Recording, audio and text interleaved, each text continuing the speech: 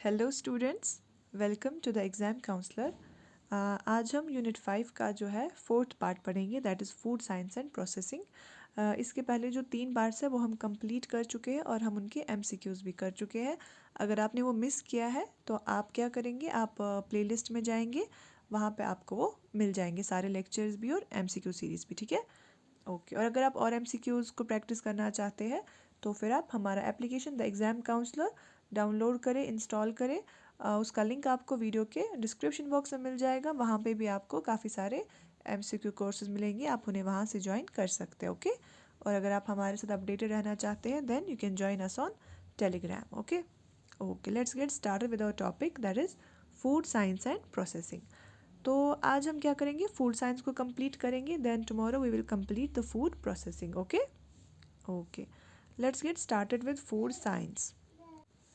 तो food science हम किस चीज़ को बोलेंगे, तो फूड अगर हम देखेंगे पहले साइंस तो मतलब जहाँ पे भी कुछ भी साइंटिफिक हो रहा होगा ना, then if it's food science and related to food. कि अगर हम कोई साइंटिफिक प्रिंसिपल्स, कुछ भी साइंटिफिक जो प्रिंसिपल्स होंगे वो अप्लाई कर रहे हैं हम किस पे, फूड पे, तो उसको हम क्या बोलेंगे, फूड साइंस। कि जब भी कुछ साइंटिफिक अप्लाई हो रहा है, कुछ भी साइंटिफिक प्रिंसिपल्स अप्लाई हो रहे हैं फूड के related, then it's called food science. तो फूड साइंस किस चीज़ को रिलेट करता है, देखो फूड साइंस क्या करता है ना, कि जो हमारा फूड है, तो हम क्या देखते हैं इसमें कि क्या हम अपने फूड को फर्दर इम्प्रूव कर सकते हैं, क्या हम इसमें न्यूट्रिशनल वैल्यू बढ़ा सकते हैं, क्या हम इसका शेल्फ लाइफ बढ़ा सकते हैं, क्या हम इसको फ्यूचर के लिए प्रिजर्व करके रख सकते हैं, या हम देखते हैं कि हमारा जो खाना ये कहाँ से आ रहा है, क्यों आ रहा है, कितना आ रहा है। जो भी ये क्वेश्चंस है ना, इन क्वेश्चंस का जो आंसर है वो हमें मिल जाता है हमारे फूड साइंस में। सबसे इम्पॉर्टेंट कि हमारे फूड का कंपोजिशन क्या है, किस चीज़ का बना है हमारा फूड, क्या हम इस कंपोजिशन को चेंज कर सकते हैं, क्या हम इसको इम्प्रूव कर सकते हैं, क्या हम न्यूट्रिशनल वैल्यू इम्प्रूव कर सकते हैं। तो ये सारी चीज़ें जो है ना, ये किस में आती है, हमारे फूड साइंस में आती है, ठीक है। तो हम देखते हैं पहले कि food science is multi disciplinary field that applies principles from various scientific disciplines to the food of study of food. It encompasses a broad range of topics related to the production हो, चाहे processing हो, distribution हो, consumption हो। तो क्या है ना, ये एक मल्टी डिसिप्लिनरी फील्ड है जो क्या करता है, साइंटिफिक प्रिंसिपल्स को अप्लाई करता है to the study of food. और हम इसमें क्या देखते हैं कि हमारे फूड की प्रोडक्शन कैसे हो रही है, इसकी प्रोसेसिंग कैसे हो रही है, कितना डिस्ट्रीब्यूट हो रहा है, कहाँ डिस्ट्रीब्यूट हो रहा है, हम कंज्यूम कैसे कर रहे हैं, या फिर कंजप्शन की जो प्रेफरेंसेस है लोगों की वो क्या है। ये सारी चीज़ें जो है ये किसके अंडर आती है, हमारे फूड साइंस के अंडर आती है। Then food scientists work to understand the physical, chemical, biological properties of food and apply that knowledge to improve the quality, safety and nutritional value of food products. कि हमारे food scientist क्या करते हैं ना, वो क्या स्टडी करते हैं, वो हमारे फूड की जो है फिजिकल, केमिकल और बायोलॉजिकल प्रॉपर्टीज़ को स्टडी करते हैं कि फूड है कैसा, फूड का साइज़ कैसा है ना। कुछ चीज़ें होती है जो लाइक अगर हम देखते हैं हमारे पास फ्रूट्स होते हैं तो प्रेफर करते हैं ना लोग कि अगर बड़ी चीज़ें हो, उनकी उनका कलर अच्छा हो। काफ़ी फ्रूट्स में देखा जाता है, जैसे हम एप्पल देखेंगे तो हम प्रेफर करते हैं ना जो बड़े एप्पल्स हो, रेड कलर्ड हो, तो लोग ज़्यादा प्रेफर करते हैं उन चीज़ों को। तो वो होते हैं उसके फिजिकल के रिलेटेड। देन केमिकल, केमिकल मतलब कि उसका कंपोजिशन क्या है, कौन से न्यूट्रिएंट्स प्रेजेंट है उस चीज़ में, क्या ज़्यादा है क्या कम है। तो देन द बायोलॉजिकल जो उसके रिलेटेड प्रॉपर्टीज़ होती है, उन चीज़ों को क्या करते हैं फूड साइंटिस्ट स्टडी करते हैं, अंडरस्टैंड करते हैं, एनालाइज करते हैं उन सारी प्रॉपर्टीज़ को। देन उन्हीं प्रॉपर्टीज़ को ध्यान में रख के वो क्या करते हैं, वो इम्प्रूव करते हैं हमारी फूड की quality, safety and nutritional value, ठीक है। देन इट कम्स टू की एस्पेक्ट्स ऑफ फूड साइंस। कि फूड साइंस में क्या क्या देखा जाता है, क्या क्या चीज़ें हैं जो एक फूड साइंटिस्ट देखता है हमारे फूड में। फूड साइंस के अंडर क्या एस्पेक्ट स्टडी किए जाते हैं। Then the first one is chemistry, very important. जब तक हमें एक फूड की जो केमिकल कंपोजिशन है वो नहीं पता होगा तो हम कैसे किसी फूड को इम्प्रूव कर सकते हैं या फिर उसका यूज़ देख सकते हैं, उसका जो भी वैल्यू है वो देख सकते हैं, क्योंकि केमिकल कंपोजिशन सबसे इम्पॉर्टेंट है ना।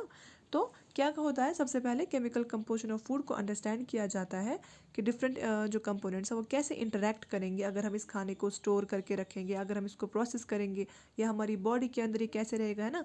काफ़ी चीज़ें हैं ना, अगर हम देखेंगे, अगर हम रॉ फ्रूट्स देखेंगे, हमारे पास फ्रूट्स होते हैं, हम फ्रूट्स को अगर एज सच बोलेंगे कि हम स्टोर करेंगे, हमें पता है कुछ फ्रूट्स होते हैं जो विंटर में नहीं मिलते, तो हम क्या बोलेंगे, हम बोलेंगे हम मैंगो है हमारे पास, काफ़ी फेवरेट होता है लोगों का, है ना।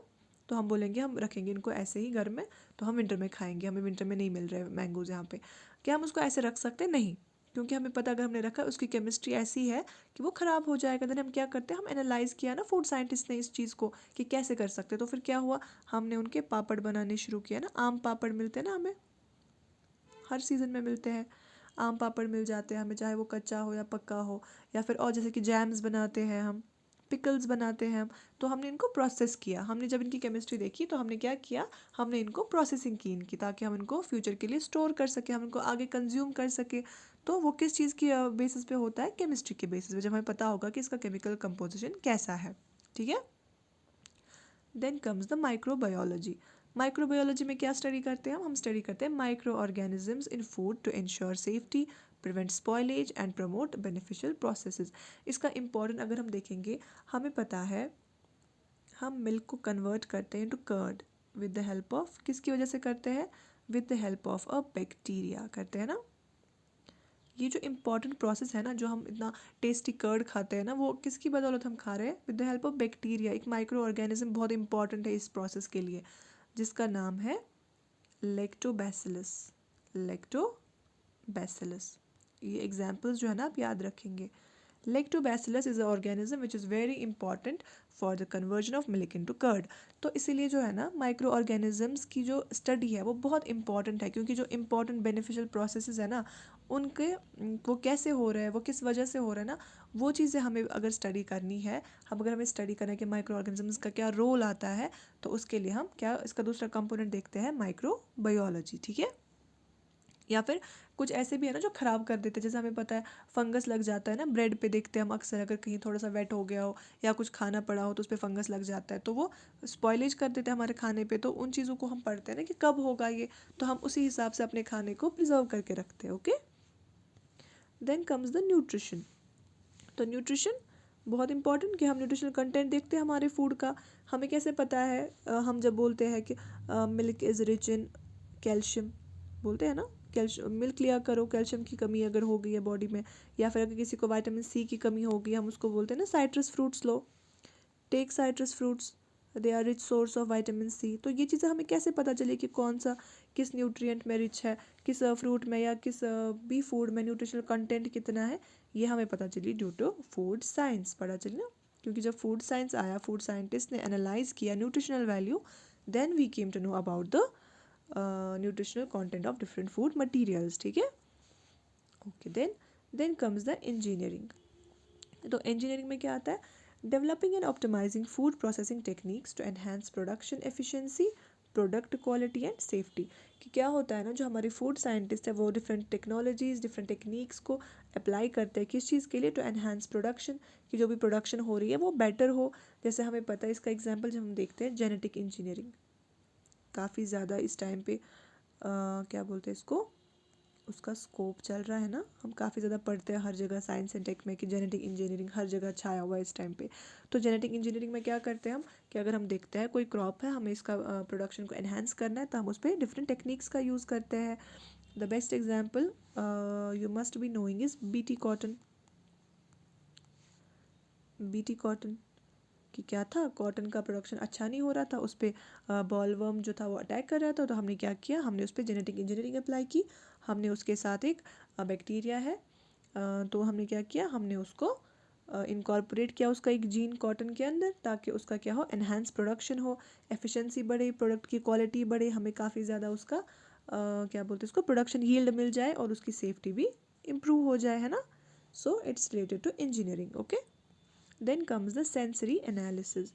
सेंसरी एनालिसिस मतलब कि क्या किया हमने, सेंसरी एट्रीब्यूट्स देखे फूड के, हमने इवेल्युएट किया, हमने देखा टेस्ट, एरोमा, टेक्सचर, अपीयरेंस, ताकि हम क्या कर सकें, हम कंज्यूमर प्रेफरेंसेस के अकॉर्डिंग चीज़ों को कर सके।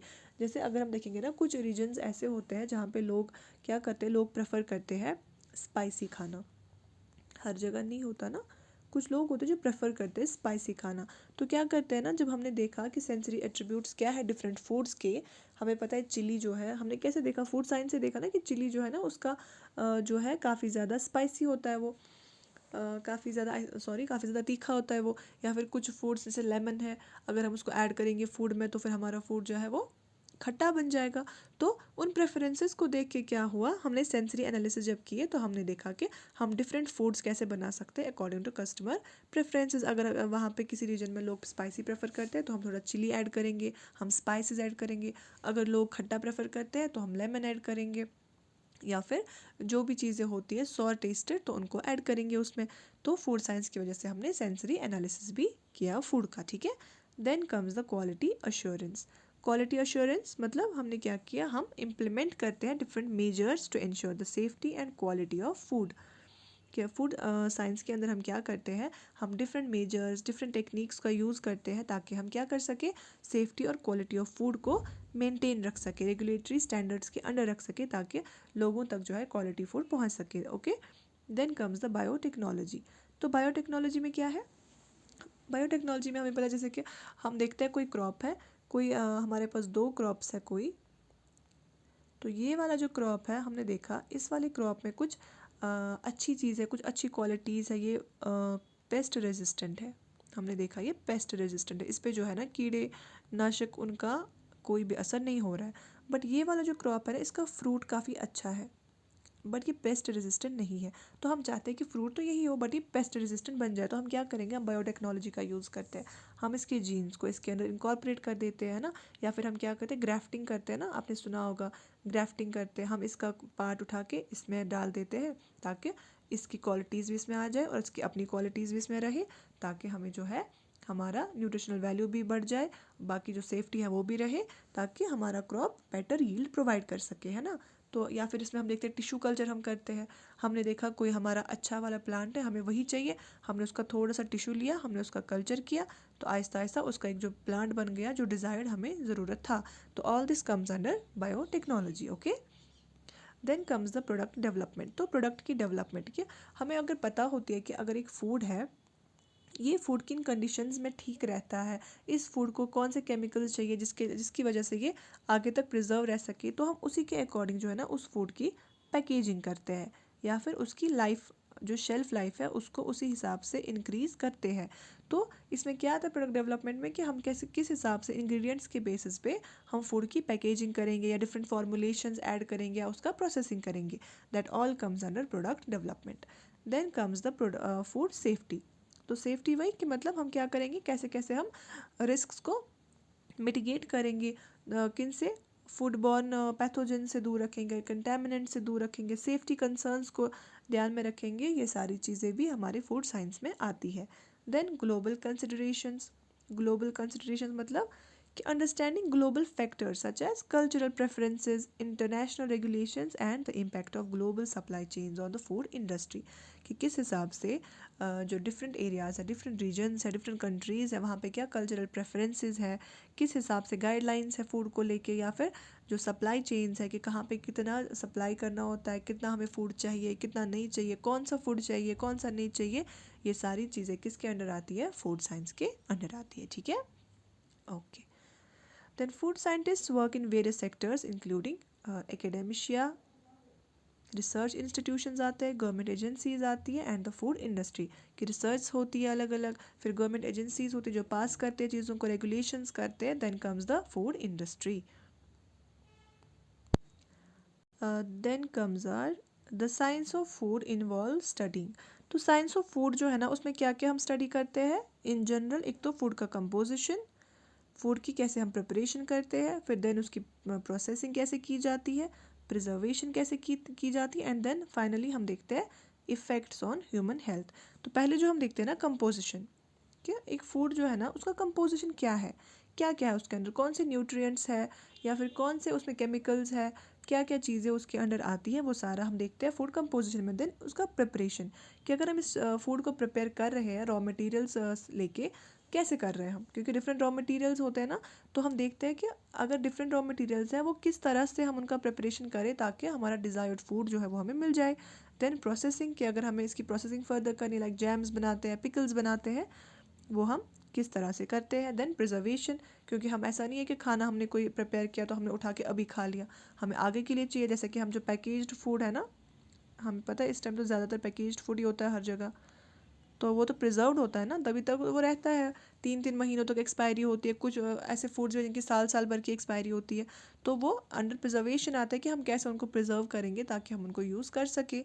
देन कि क्या उस फूड के इफ़ेक्ट्स हैं ऑन ह्यूमन हेल्थ, कि कहीं कोई फूड ऐसा तो नहीं है जो ह्यूमन हेल्थ पे कुछ हार्मफुल इफ़ेक्ट क्रिएट करेगा, क्या इस फूड का कुछ पॉइजनस इफेक्ट तो नहीं होगा। तो वो सारे इफ़ेक्ट्स फिर लास्ट में चेक किए जाते हैं उस फूड को लेके, ठीक है। Then it says why is food science important, कि फूड साइंस इम्पॉर्टेंट क्यों है, क्यों हमें ज़रूरत है फूड साइंस की। तो हम देखते हैं फूड साइंस की जो इम्पोर्टेंस है ना, पहले हमने अभी देखा प्रोडक्ट डेवलपमेंट, कि हमारे पास डिफरेंट रॉ मटेरियल्स होते हैं। लाइक अगर हम देखेंगे हमारे पास फ्लोर है, हमारे पास आटा है, तो क्या हम आटा, कोई भी आटा हो, क्या हम आटे से सिर्फ रोटी बनाते हैं? नहीं। अगर हम देखेंगे बिस्किट्स में यूज़ होता है, ब्रेड बनती है, रोटी बनती है, और भी नूडल्स वगैरह उनमें भी कुछ ना कुछ क्वांटिटी होती है। तो काफ़ी सारी चीज़ें हैं ना जो इस एक रॉ मटेरियल से बन रही है। तो फूड साइंस क्या कर रहा है ना, प्रोडक्ट डेवलपमेंट कर रहा है, कि ऐसा नहीं कि एक रॉ मटेरियल तो एक ही चीज़ बनेगा, नहीं, डिफरेंट रॉ मटेरियल्स को डिफरेंट डिफरेंट कॉन्स्टिट्यूट इसके कंपोनेंट्स के साथ मिक्स करके हम कैसे डिफरेंट चीज़ें बना सकते हैं, कैसे हम डिफरेंट प्रोडक्ट की डेवलपमेंट कर सकते हैं, ये हम किसकी मदद से करते हैं, with the help of food science.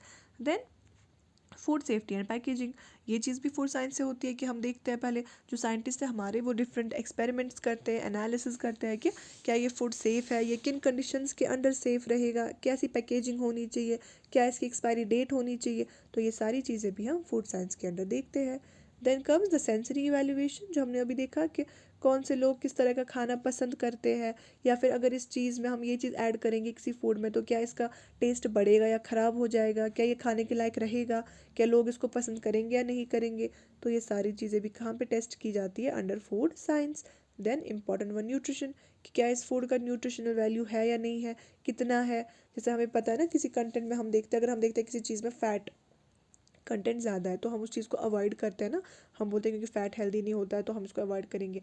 अगर हम देखें किसी चीज़ में लिखा है प्रोटीन कंटेंट ज़्यादा है, तो हम बोलते हैं ओके ये हमारे लिए सेफ़ है, ये अच्छा है, हम उसको प्रेफर करते हैं। तो वो न्यूट्रिशनल वैल्यूज़ जो होते हैं फूड के, वो हमें कौन बताता है, food science. Then the sustainability, कि अगर हमारे पास कोई फूड है, अगर रॉ मटेरियल है, क्या वो सस्टेनेबल है, क्या हम उसको सस्टेनेबली यूज़ करें। ऐसा तो नहीं है कि हम कोई ऐसी चीज़ फूड में यूज़ करें जो आगे हमें मिलेगी ही नहीं, या फिर हम इतना एक्स्ट्रा यूज़ कर रहे हैं कि वो आगे जाके ख़त्म ही हो जाएगा। तो ये सस्टेनेबिलिटी भी कौन देखता है, हमारा फूड साइंस। ओके, इसी चीज़ को हम आगे देखेंगे कि इम्पोर्टेंस क्या है। Enhancing food safety, food safety को एनहांस करता है, कैसे एनहांस करता है, रिड्यूस करता है डिजीज़ को, पेस्ट आउटब्रेक्स को, कि हम इस तरह से यूज़ करते हैं जो हमारा रॉ मटेरियल है, क्योंकि हमें पता है बेसिकली जो फूड का रॉ मटेरियल ज़्यादातर कहाँ से आता है, या तो प्लांट बेस्ड होता है या एनिमल बेस्ड होता है। तो डिजीज़ तो दोनों में नहीं लगनी चाहिए ना, या फिर ऐसा ना हो कि कुछ आउटब्रेक हो गया उनमें, अगर प्लांट से तो पेस्ट आउटब्रेक हो गया, या एनिमल से तो उनमें कोई ऐसी बीमारी कोई फैल गई कि वो ख़त्म ही हो गए।